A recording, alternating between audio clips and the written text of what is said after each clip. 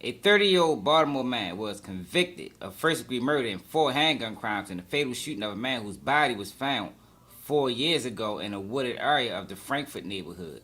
A jury on Thursday found Ronald Cornish guilty of the November 7, 2012 shooting death of Warren Boone, 26, of Pikesville. Groundskeepers had found his body at the edge of a parking lot of an apartment complex in the 5100 block of Goodnow Road. Boone had a bullet hole in the side of his neck, authorities said.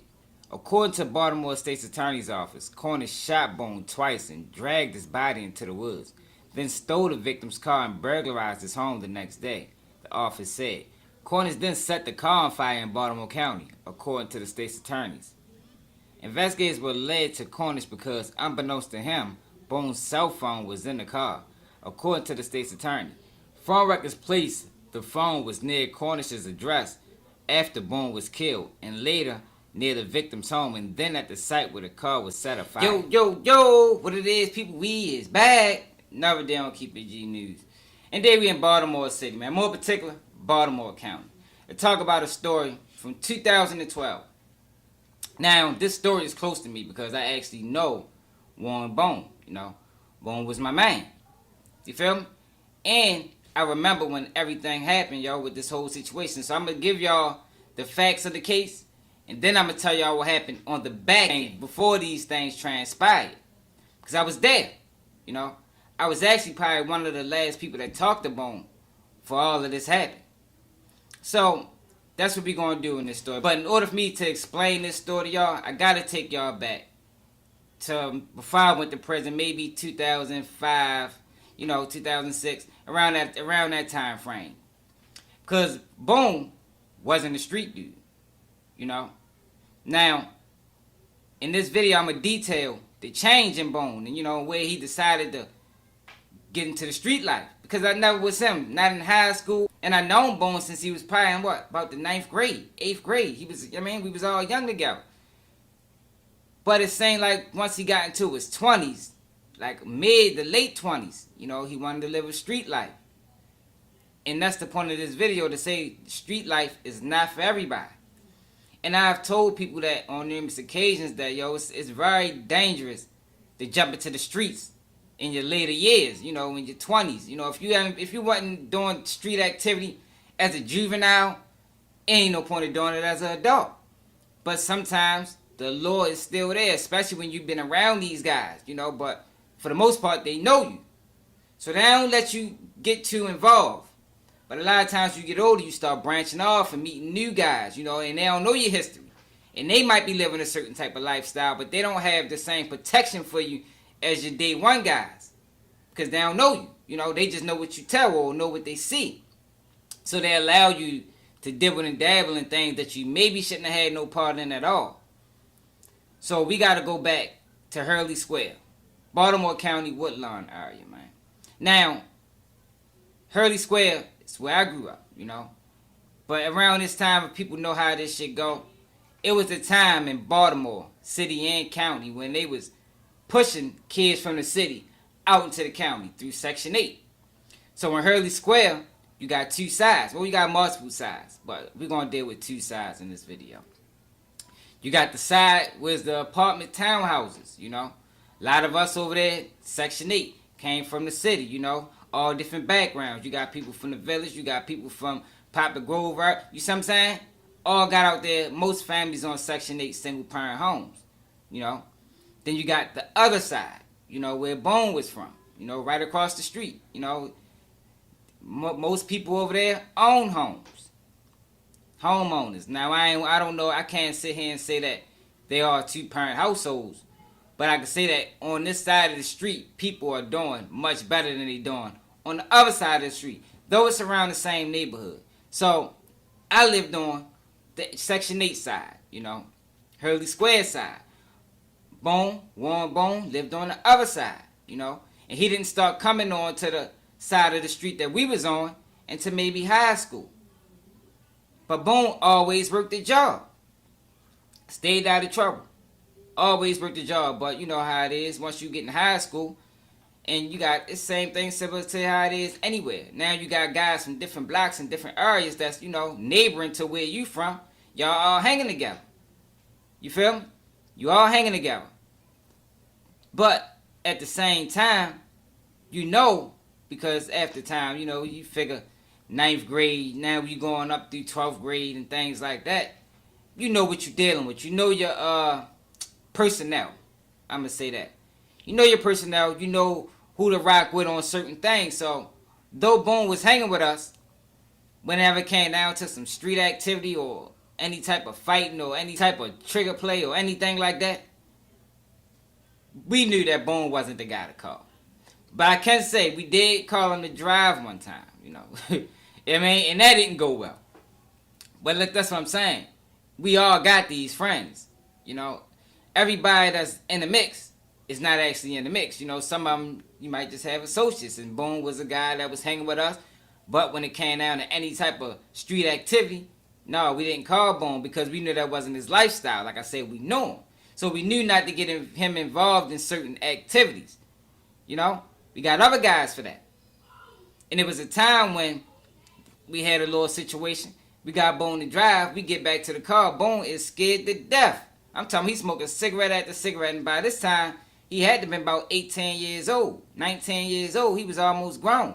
But like I say, he always worked. By this point, we've been thugging down for years. You feel me? We done got people that we got problems with. We done got homeboys that passed. You know, this is the reality of it. So, from that point on, we knew this lifestyle wasn't for him. You know, we'd never put him in that situation again because it was obvious that he was uncomfortable. Now, 2005, I go to prison. 2005, I go to prison. I get sentenced to 10 years, 5 suspended. Gotta do 3 years. Now, within the time frame of this 3 years, you know, I'm calling uptown, I'm checking on people. Yo, what's going on? What's going on uptown? You know, what everybody into?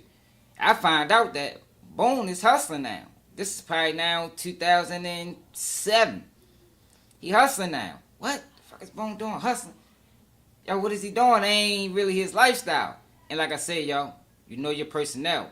And you also know when you're dealing with day one guys, the things that they should be doing and things they shouldn't be doing. Now, how we grew up and how my homeboys is, we care about one another. So, we not the type of guys that's going to allow you to crash out if we know that's not what you into. Now, I know some people, guys, are different. You know, a lot of people nowadays adopted the mind frame of he a grown man, he can do what he want.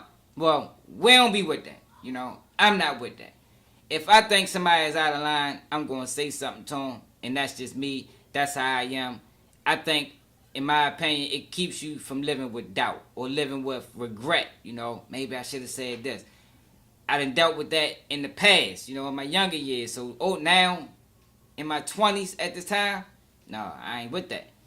So, once I found out he was selling drugs, I just was like, yo, that's crazy, yo. What is he doing? What is he doing? Why are y'all allowing that?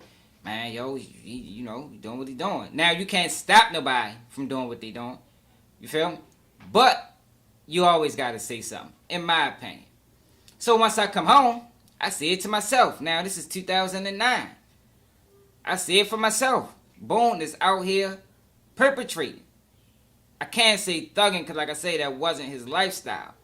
But at the time, he's still in the county, you know. He's still he's out Randallstown at the time. And he's selling bud. You know, he's doing pretty good at it. Bud and E-pills. I said something to him about it, but by this point, he probably was like a year in. You know, you really can't tell him nothing. Cool. You feel me? But at the same time, you can say something to him because his head ain't get blown up yet. And that's what we're going to discuss too. Further along in the video, you're going to notice a difference in him. You know, his head got blown up. He started making more money. But that's what he was doing. He was selling E's and selling weed. Cool. So, he was also hanging with some different guys now. Some guys that he got introduced to from another guy that we was cool with, my man Lled. You feel me? Got introduced to them. Started rocking with them. Now, somewhere along the line, Lled and these guys that Boone was hanging with fell out. They fell out. So now, Boone chose sides. So instead of him rocking with the guy he grew up with, the guy he was around, he rocking with these other guys, man. And these other guys is from the Park Heights area of Baltimore City. He hanging with them heavy, partying, living life. You feel me? So now, we ain't got the same hold on Bone no more because we ain't got the contacts with him. You feel me? And I told you they chose sides because whatever happened between my man and the other people wasn't no more connection with him.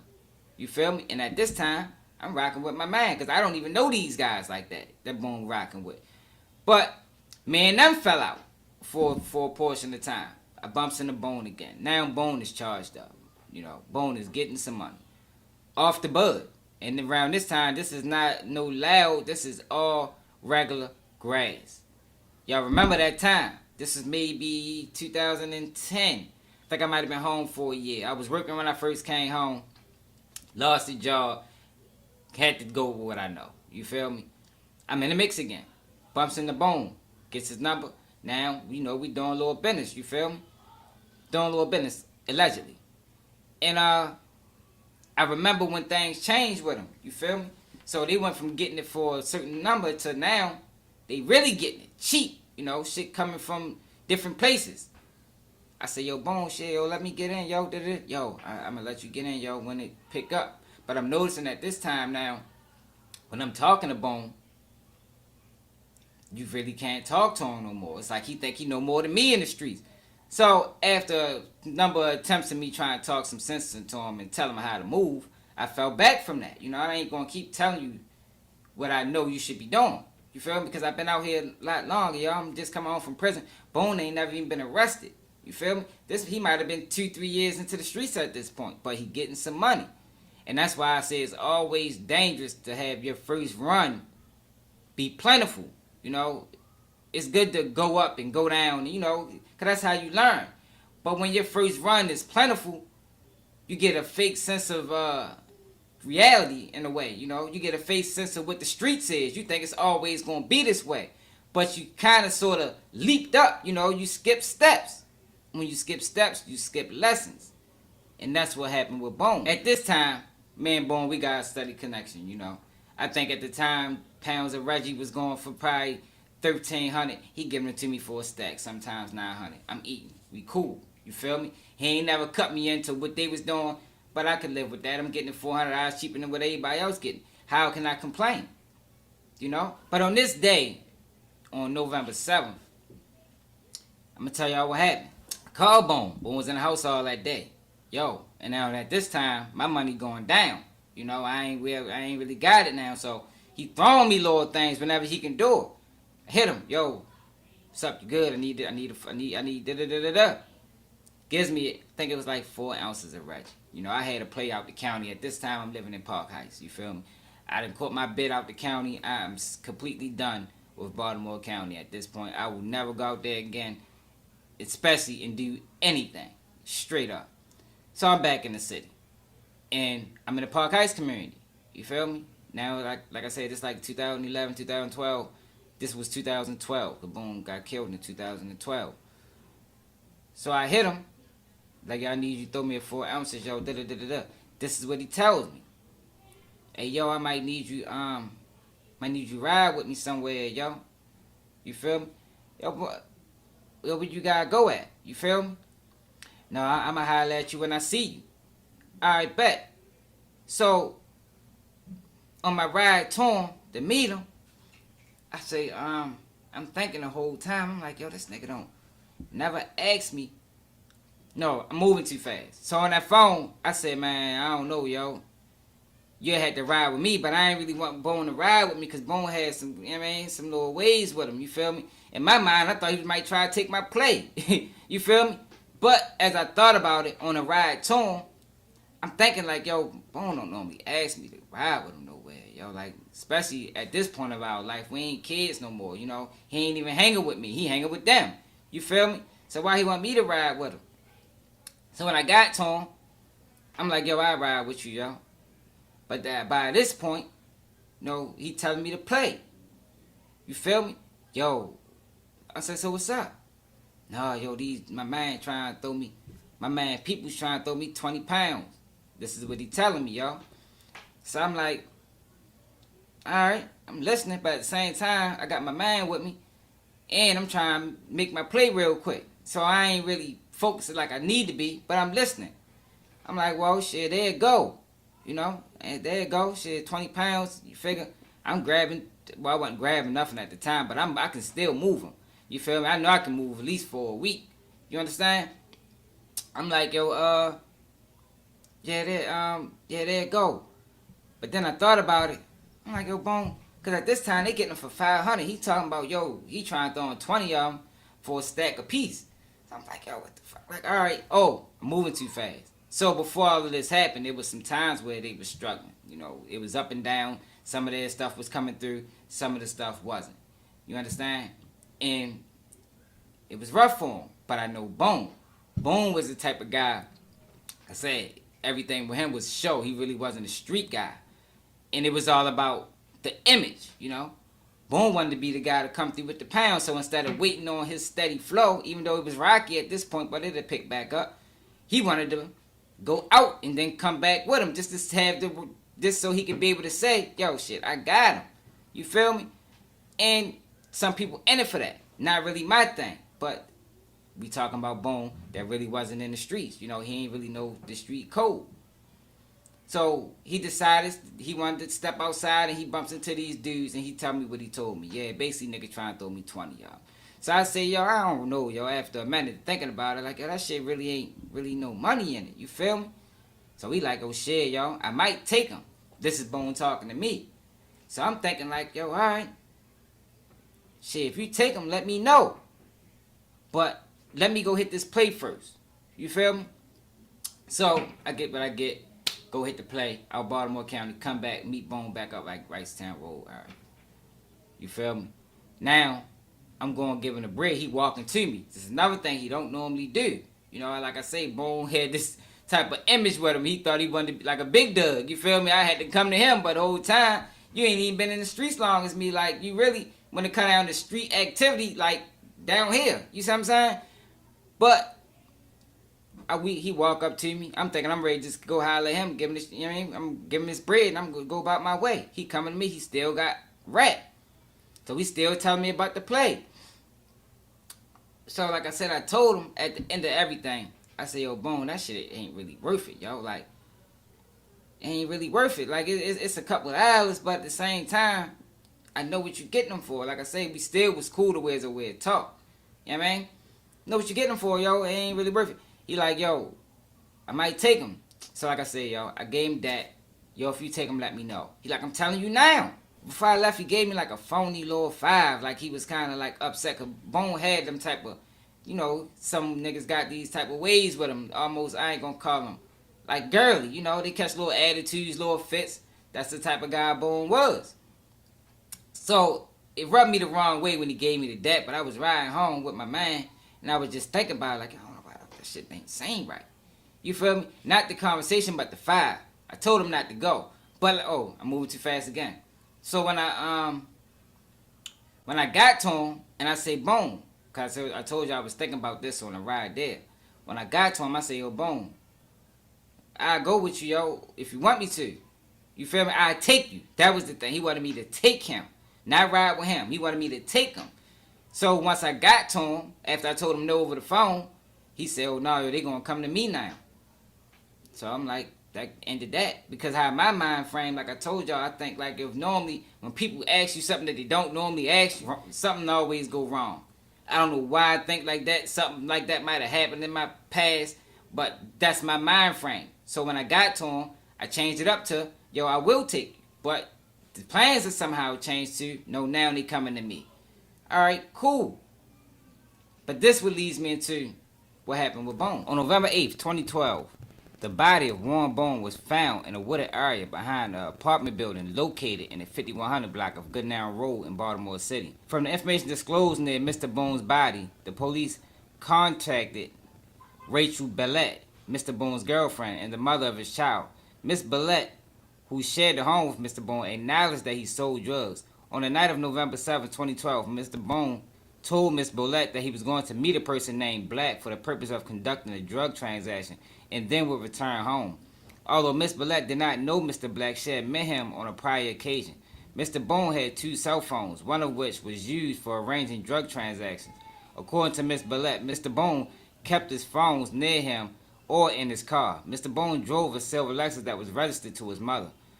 Mr. Boone did not return home on the night of November 7th and did not respond to Miss Ballett's calls and text messages. The following day, Miss Ballett called Mr. Boone, but again, he did not answer. Starting at 2 p.m., Miss Ballett's calls to Mr. Boone went directly to his voicemail box. Later, on November 8th, Mr. Boone's mother was advised by Baltimore County police officers that Mr. Boone's car had been found engulfed in flames a couple miles from her house. Miss Ballett went to the home of Mr. Boone's mother, and while there, detectives arrived and informed them that Mr. Boone was dead and his body had been found.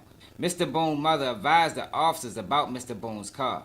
Miss Ballett eventually returned to her home and saw that it had been ransacked. According to Miss Ballett, Mr. Boone kept the key to their house on his keychain. Miss Ballett provided detectives with a photograph of Mr. Black that she had obtained from Facebook. A search of cell phone records connected Mr. Boone's cell phone to Richard Pope, who lived on Baltimore Avenue in Dundalk. In 2012, Mr. Pope was dating Appellate's sister, Sheena Eaton, for some time. Mr. Pope, Mr. Eaton, and the appellate lived together in the house on Baltimore Drive in Dundalk. At some point prior to the events in this case, Mr. Pope moved out and stayed with a friend near Bumper to Bumper Auto Shop at the intersection of West Belvedere and St. Charles Avenue in Baltimore City. Mr. Pope was friends with Mr. Boone, and they sold marijuana together. On November 7, 2012, Mr. Pope contacted Mr. Boone and told him that the appellate, whom he referred to as Roe, had some marijuana to sell. Mr. Pope had arranged for the appellate and Mr. Boone to meet at the Bumper to Bumper Auto Shop between 7 and 7:30 p.m. Prior to the trial, Mr. Pope told police that his involvement in the events giving rise to this case ended when he introduced appellate and Mr. Boone. At trial, however, he acknowledged that he was present when Mr. Boone was killed. He testified that he and appellate left Dundalk in a burgundy-colored van driven by Melissa Millette, a friend of the appellate. They drove to the location to meet Mr. Boone. Mr. Boone arrived in a silver Lexus. The three shook hands, shared a drink, and then drove in Mr. Boone's Lexus to a place where the drug transaction was to take place. Mr. Boone drove. Mr. Pope sat in the front passenger seat, and the appellate sat behind Mr. Pope. The appellate told Mr. Boone where to go. They eventually arrived at the parking lot of the apartment complex that had a wooded area behind it. After Mr. Boone parked the car, Mr. Pope exited the vehicle. As he did, he heard a fight and struggle, and then 2 gunshots. Appellant then got out of the car, and Mr. Pope saw that he had a silver revolver. Appellant asked Mr. Pope to help him, and the two dragged Mr. Boone's body out of the car and into the wooded area. Appellant went through Mr. Boone's pockets and took some money. Mr. Pope and Appellant then jumped into the Lexus and drove back to Appellant's home on Baltimore Avenue. Later that night, Mr. Pope took a bus back to Bumper Auto Shop. The next day, Appellant picked up Mr. Pope in a Lexus with another car following him. Mr. Pope did not know who was driving the vehicle that was following the Lexus. Mr. Pope, who testified that he was scared, got in the car that was following Appellant, and the three drove to Mr. Boone's apartment. They knew Mr. Boone's address from mail that was in the Lexus. They entered the apartment using Mr. Boone's key. They searched for drugs and money but didn't find any. After leaving the apartment, they drove past the crime scene and saw the police and decided to get rid of the Lexus. They retrieved the Lexus, drove to a gas station and purchased gasoline, and then went to a wooded area in West Baltimore and set the Lexus on fire. The following day, Appellate told Mr. Pope that he was going back to Atlanta, Georgia. At the time of the trial, Mr. Pope was incarcerated for robbery with a deadly weapon and possession with intent to distribute in another case. He claimed that he decided to tell the truth about what happened because it was the right thing to do. He acknowledged that the prosecutor had advised him that the state had no intention of prosecuting him for anything that he said on the stand during Cornish's trial. Baltimore City Police Detective Brian Crenshaw obtained the appellate's phone number from Mr. Pope. At trial, Baltimore City Police Detective Albert Rotel, an expert in the field of car detail records, car analysts, and cell phone plotted the times of calls and the location of certain cell phone towers using Mr. Boone's phone number ending in 4363, Mr. Pope's phone number ending in 7819, and the phone number Mr. Pope had for appellate, which ended in 6693, but had a subscriber named Jessica Griffith from South Carolina. Detective Rotel's testimony established that on November 7, 2012, the three phone calls communicated with cell phone towers near the Goodnow Road apartment complex. So Boone meets up with these guys. Mind you, that next morning, I was burning Boone's phone up. I don't know if I had to play. I don't know what it was. I don't know if I was just concerned because I knew he had to go make this move or what it was, but I'm calling his phone all morning. Phone ringing, phone ringing, phone ringing. Eventually, I get a phone call. Yo, niggas done killed Boone. Damn. Just talk to him. Yo, he must have died going to meet that move. But this is the facts of that move. I didn't know this. I just found this out yesterday. You know, because he never told me all the details. Like I said, he told me he was meeting these guys. But when he met the guys, the series of events I just laid out is what happened to him. Then I find out that it was 20 pounds, but he supposed to came with 10,000. So he come with 10,000. They set him up. But this just goes into being in the streets and not knowing the rules. Because if y'all listen to that whole play, how it all happened, it's no way that a certified street guy that been in this for a long time would have fell for that. Would have fell for that.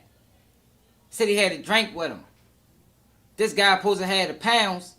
Then you meet the guy and you got to ride to get the pounds? Like, how much sense do that make? And instead of Boone telling me, like, yo, I don't trust him, he tried to get me to go by saying, yo, we can ride him, we can take him. But I ain't never been on that side with him. So I didn't even take that serious. I thought he was joking. Because, yo, we ain't never did that. I wouldn't even do nothing like that with you at this time. Like, yo, we ain't, that's not how we rocking. You know, if I'm on some time like that, even though that's not what I'm on, but if I'm ever on time like that, I got other guys to call from that, and Boone will never be one of them. But that just goes into him perpetrating, basically, this street image. And he thought it was something wrong with saying, yo, I'm scared, yo, I don't trust him. Ride with me. And in that sense, I either would have rolled with him or I'd have told him not to go. Even though I did tell him it wasn't worth it, I would have told him not to go. Because why are you putting yourself in a situation where you don't trust these guys? You think it ain't right. Because if this man that you knew, his homeboy had 20 pounds, why he not fronting them to him? Why is he fronting them to you?